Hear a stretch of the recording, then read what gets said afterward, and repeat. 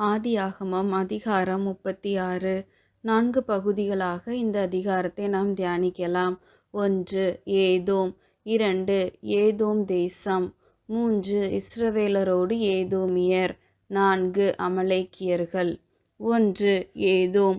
ஆதியாகமம் 36வது அதிகாரம் ஏசாவின் வம்ச வரலாறை விளக்குகிறது. ஈசாக்கின் 2 புத்திரர்கள் யாக்கோபு மற்றும் ஏசா. யாக்கோபின் சந்ததியார் இஸ்ரவேலர் என்றும் ஏசாவின் சந்ததியார் ஏதோமியர் என்றும் அழைக்கப்பட்டனர். ஏதோம் என்பது எபிரேயத்தில் சிவப்பு என்று பொருள்படும்.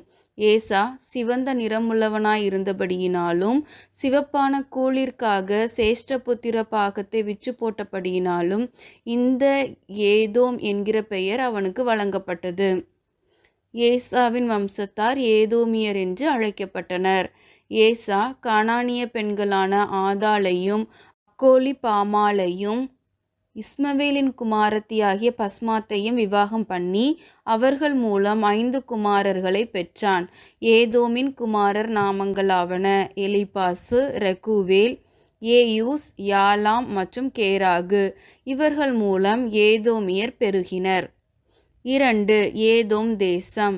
ஏதோம் தன் சகோதரனான யாக்கோபை விட்டு பிரிந்து சேயீர் மலையில் போய் குடியேறினார். இவருடைய சம்பத்து மிகுதியாயிருந்தபடியினாலும் இவர்கள் ஒருமித்து குடியிருக்க கூடாமல் போனபடியினாலும் யாக்கோபும் ஏசாவும் ஒருவரை விட்டு ஒருவர் பிரிந்தனர். இந்த தேசத்தின் தலைநகரம் போஸ்ரா. மேலும் தேமான் ஏதோம் தேசத்தில் இருந்த முக்கியமான நகரமாகும். இந்த தேமான் நகரத்தில் இருந்துதான் யோபின் தோழனான தேமானியனாகிய எலிப்பாஸ் வந்தார் என கருதப்படுகிறது. போஸ்ரா மற்றும் தேமான் என்ற 2 நகரங்களின் பெயரும் ஆமோஸ் 1வது அதிகாரம் 11-12 வசனங்களில் குறிப்பிடப்பட்டுள்ளது. இந்த ஏதோமியர் கோவேறு கழுதையை கண்டுபிடித்தனர். 3. இஸ்ரவேலரோடு ஏதோமியர். வேதத்தில் ஏதோம் என்பது கிட்டத்தட்ட 36 முறையும் ஏதோமியர் என்பது கிட்டத்தட்ட 40 முறையும் உபயோகப்படுத்தப்பட்டுள்ளது. ஏதோமின் தேசம் இஸ்ரவேல் தேசம் உருவாகும் முன்னரே உருவானது. ராஜாக்கள் அரசாட்சியும் இந்த தேசத்தில் முன்னரே ஏற்படுத்தப்பட்டது. ஏதோம் தேச ராஜாக்களின் அட்டவணை 31 முதல் 39 வரையுள்ள வசனங்களில் அடங்கியுள்ளது. மோசே இஸ்ரவேலரை வழி நடத்துகையில் இந்த ஏதோம் தேசத்தை கடக்க வேண்டியிருந்தது.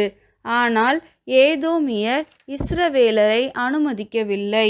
மேலும் மோசே இஸ்ரவேலரை வழிநடத்தி கானானுக்குள் சேர்த்து இஸ்ரவேல் தேசம் உருவாகியது. இஸ்ரவேல் தேசம் ராஜாக்களின் ஆளுகைக்குள்ளாக சென்றபோது இஸ்ரவேலின் முதல் ராஜாவான சவுலின் நாட்களில் இந்த ஏதோம் தேசம் சவுலால் முறியடிக்கப்பட்டு இஸ்ரவேலின் தேசத்துக்கு கீழ்ப்படிந்தது. யோராம் ராஜாவின் நாட்களில் ஏதோமியர் கலகம் பண்ணி இஸ்ரவேலரை விட்டு பிரிந்து தங்களுக்கு ஒரு ராஜாவை ஏற்படுத்தி கொண்டனர் என்று 2 ராஜாக்கள் 8வது அதிகாரம் 16 முதல் 22 வரையுள்ள வசனங்கள் விளக்குகின்றன. மேலும் எரேமியா, எசேக்கியேல், ஒபதியா போன்ற தீர்க்கதரிசன புத்தகங்களில் ஏதோமை பற்றி தீர்க்கதரிசன வார்த்தைகள் பேசப்பட்டுள்ளன. அமலேக்கியர்கள். அமலேக்கியர்கள் ஏசாவின் வம்சத்தில் வந்தவர்கள். 36வது அதிகாரம் 12வது வசனத்தில் திம்னாள் ஏசாவின் குமாரனாகிய எலிப்பாசுக்கு மறுமனையாட்டியாயிருந்து எலிப்பாசுக்கு அமலேக்கை பெற்றாள் என வாசிக்கிறோம். கானான் பயணத்தில் இந்த அமலேக்கியர்கள் இஸ்ரவேலருக்கு எதிராக யுத்தம் பண்ணினர். இதை குறித்து யாத்திராகமம் 17வது அதிகாரம் 8 முதல் 16 வரையுள்ள வசனங்கள் விளக்குகின்றன. மேலும் இந்த அமலேக்கியரின் கை கர்த்தருடைய சிங்காசனத்துக்கு விரோதமாயிருந்தபடியால் தலைமுறை தலைமுறையாய் அவனுக்கு விரோதமாய் கர்த்தருடைய யுத்தம் நடக்கும் என்று மோசே யாத்திராகமம் 17வது அதிகாரம் 16வது வசனத்தில் குறிப்பிடுகிறார். இந்த அமலேக்கியர் இஸ்ரவேலரின் எதிரிகளாய் அமைந்தனர்.